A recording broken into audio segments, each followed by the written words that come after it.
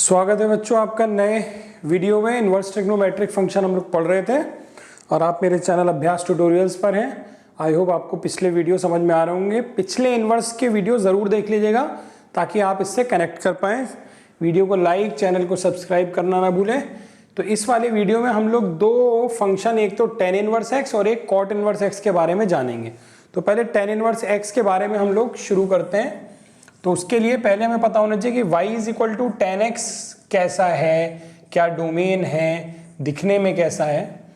तो y बराबर tan x का ग्राफ ये होता है, ये जो ब्लैक वाली लाइंस बनी हुई हैं, ऐसे डिसकंटिन्यूअस ग्राफ है, मतलब बीच बीच में ब्रेक है, क्योंकि π/2 पे आप जानते हैं tan π/2 tan 90 यानी कि इनफाइनाइट हो जाता है। तो वहां पर कोई फाइनाइट वैल्यू नहीं है, इसलिए जहां पर भी 90 वाली लाइन है उस पर ये टच नहीं कर रहा है, बल्कि एंड में जाके पैरेलल हो जा रहा है। पैरेलल का मतलब इनफाइनाइट होता है। दो पैरेलल लाइंस कहां जाके मीट करती हैं?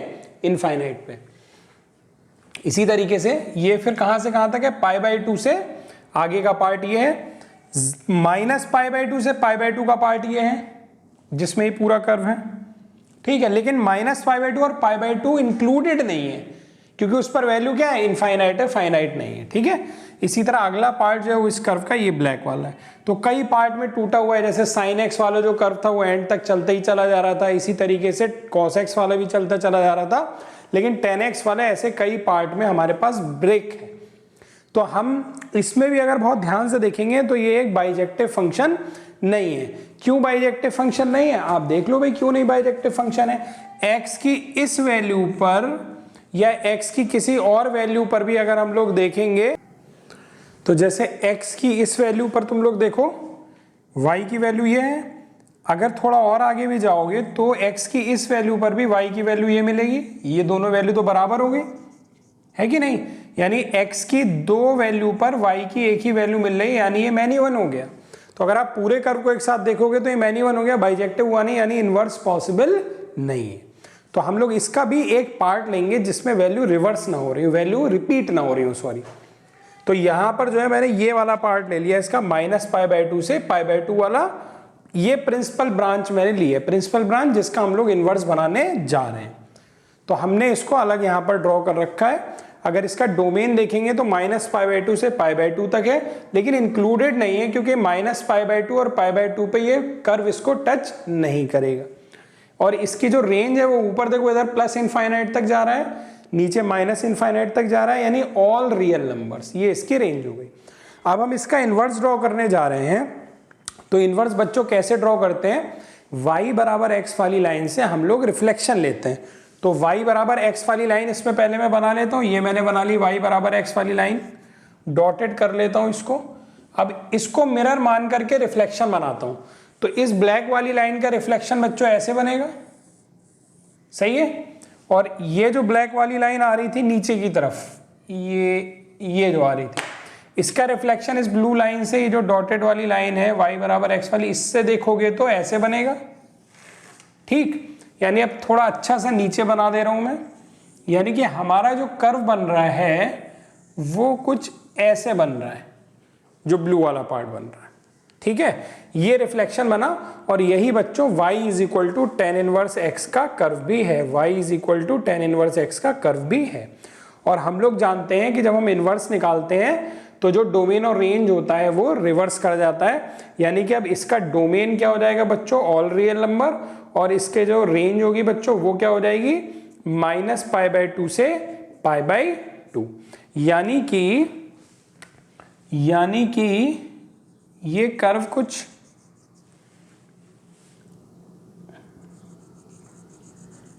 ऐसे बनेगा जब कंप्लीट होगा तो, ठीक है। थोड़ा लाइन टेढ़ी हो गई होंगी, आप लोग सही बना लीजिएगा अपनी कॉपी में, ठीक। पॉज कर करके नोट करते रहिएगा ध्यान से। तो यहां पर ये वैल्यू कितनी है बच्चों? ये वैल्यू है π/2 प्लस का π/2 प्लस, चलो हटा देता हूं। और ये वैल्यू यहां कितनी है बच्चों? -π/2, ये रेंज हो गई, और डोमेन तो ऑल रियल नंबर है ये। तो ये y equal to tan inverse x हो गया। और जो प्रिंसिपल ब्रांच है, और जो हमारी प्रिंसिपल ब्रांच है वो हमने कौन सी ली है बच्चों? वो ली हमने -π/2 से π/2 वाली, यानी -π/2 से π/2 वाली। तो जो प्रिंसिपल वैल्यू होंगी वो -π/2 से π/2 के बीच में होंगी। तो चलिए इसके ऊपर कुछ क्वेश्चन हम लोग जरा करके देखते हैं, तब समझ में आएगा। चलिए बच्चों, तो देखते हैं प्रिंसिपल वैल्यू के ऊपर कुछ क्वेश्चन। तो पहला है tan इनवर्स माइनस √3 की पीवी यानी प्रिंसिपल वैल्यू बतानी है। तो हम लोग क्या करते हैं, let tan inverse minus √3 is equal to theta. यहाँ से क्या हो जाएगा, tan theta is equal to minus √3। जब tan इनवर्स इधर आएगा तो tan ऐसे लग जाता है, tan theta equal to minus √3। और ये वैल्यू कब होती है, tan थीटा इक्वल टू जब क्या होगा, tan ऑफ √3 tan 60 यानी, और वो भी माइनस में, यानी π/3 ये हो जाएगा। यानी थीटा बराबर तुम्हारा आंसर क्या हो गया, -π/3। अब चेक करो क्या ये प्रिंसिपल ब्रांच में आ रही है कि नहीं। तो प्रिंसिपल ब्रांच हम लोगों ने जो ली थी, या प्रिंसिपल वैल्यू जो होती है वो कहाँ से कहाँ तक होती है बच्चों, वो होती है -π/2 से π/2। तो क्या ये इसके बीच में आ रहा है, तो बिल्कुल आ रहा है, यानी कि ये प्रिंसिपल वैल्यू है। इस पर आ जाते हैं बच्चों। तो ये हो जाएगा tan इनवर्स साइन ऑफ -π/2 कितना हो गया, -1 हो गया, tan इनवर्स -1, और ये वैल्यू कितनी हो गई, -π/4।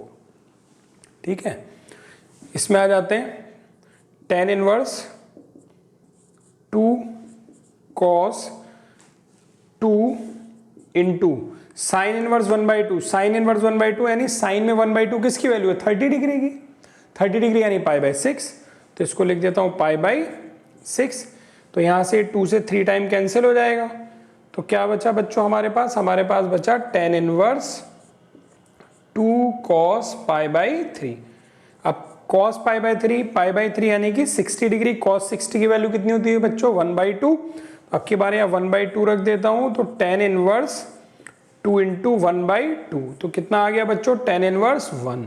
और tan में 1 वैल्यू किसकी होती है बच्चों, π/4 की, 45 डिग्री की। तो ये आपका आंसर हो गया। और ये सारे ही आंसर आप देखोगे प्रिंसिपल वैल्यू या प्रिंसिपल ब्रांच में लाई कर रहे हैं, इसलिए ये प्रिंसिपल वैल्यू हो गए। क्वेश्चन नंबर 4 देखते हैं, लेकिन उससे पहले कुछ जगह बना लेता हूं बोर्ड पर मैं, आप लोग नोट कर लीजिए जल्दी से। चलिए क्वेश्चन नंबर 4 देखते हैं, विच इज ग्रेटर tan 1 और tan इनवर्स 1। तो कोई मुश्किल सवाल नहीं है, आसान सवाल है। देखते हैं पहले तो ये देखो, tan इनवर्स 1 45 डिग्री यानी π/4 की वैल्यू होती है। तुमने π/4 की वैल्यू अगर निकालने चलोगे तो ये आएगा 3.14 divided by 4 which is less than 1। यानी एक बात पता है कि 1 इज ग्रेटर देन π/4। यानी यहां से अगर मैं दोनों साइड 10 ले लूं तो tan 1 is greater than tan π/4। यानी tan 1 is greater than tan π/4 की वैल्यू 1 है। और इसको अगर 1 कह दें, इसको अगर 2 कह दें, तो देखो 1 π/4 से बड़ा है और tan 1 1 से बड़ा है। इसका मतलब 1 और 2 से मैं कह सकता हूं कि tan 1 जो होगा वो π/4 से भी बड़ा होगा। फिर से देखो, इक्वेशन 1 के हिसाब से 1 π/4 से बड़ा है और tan 1 जो है वो 1 से बड़ा है। तो इसका मतलब tan 1 π/4 से बड़ा होगा कि नहीं होगा, तो वही मैंने लिख दिया। उसके बाद यहां पर देखिए tan 1 और π/4 को क्या लिख सकता हूं मैं लिख सकता हूं tan इनवर्स 1। तो मुझे इन्हीं दोनों में तो कंपेयर करना था। क्वेश्चन देखो, tan 1 बड़ा है कि tan इनवर्स 1 बड़ा है, तो tan 1 यहां पर ग्रेटर आ गया tan इनवर्स 1 से। अच्छा क्वेश्चन था ये। चलिए अब आते हैं हम लोग cot इनवर्स x पर। इसी वीडियो में cot इनवर्स x भी हम लोग डिस्कस करेंगे, तो देखते हैं चलिए उसको।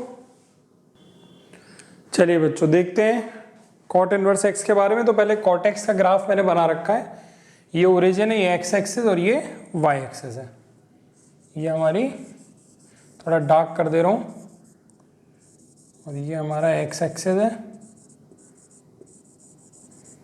ठीक है, ये x एक्सिस है।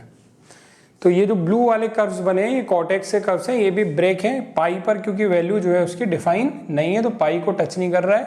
0 पे भी डिफाइन नहीं, इसलिए वैल्यू उसकी टच नहीं कर रही है। ठीक है, तो डोमेन तो सारे रियल नंबर हैं एक्सेप्ट पाई, 2 पाई, 0, -पाई, -2 एंड सो ऑन। यानी डोमेन हो गया R, सारे real number -n pi. n क्या, इंटीजर, कुछ भी हो सकता है, -1 2 3 0 या प्लस में 1 2 3 हो सकता है। और रेंज इसकी, तो रेंज तो ऊपर जा रहा है भाई, ये प्लस इनफाइनाइट, नीचे आ रहा है -इनफाइनाइट, यानी रियल नंबर। अगेन दिक्कत यही है कि ये 1 1 मैनी 1 सॉरी बाइजेक्टिव फंक्शन नहीं है, यानी इन्वर्स ऐसे तो एग्जिस्ट नहीं करेगा, एक पर्टिकुलर पार्ट हमें चूज करना पड़ेगा। तो हमने वो पर्टिकुलर पार्ट जो चूज किया वो 0 से पाई वाला चूज किया। 0 से पाई में इसका जो शेप है वो ये बना हुआ है, तो 0 से पाई वाले पार्ट को मैंने अलग बना लिया है, ये रहा 0 से पाई वाला पार्ट। तो अभी जो y बराबर कॉटेक्स है वो ये वाला कर्व है, y बराबर कॉटेक्स, और इसका जो डोमेन है बच्चों वो डोमेन क्या है 0 से पाई लेकिन ओपन इंटरवल। इसी तरह इसकी जो रेंज है बच्चों वो क्या है -इनफाइनाइट से +इनफाइनाइट, यानी कि सारे के सारे रियल नंबर। ठीक है, अब इसका हमें इनवर्स का ग्राफ बनाना है, तो क्या करेंगे y बराबर x वाले से इसका रिफ्लेक्शन ले लेंगे। तो चलो बनाओ अपने आप इसका रिफ्लेक्शन जल्दी से, तब तक मैं इसका कर्व यहाँ ड्रॉ कर देता हूँ। तो इसका जो कर्व आता है बच्चों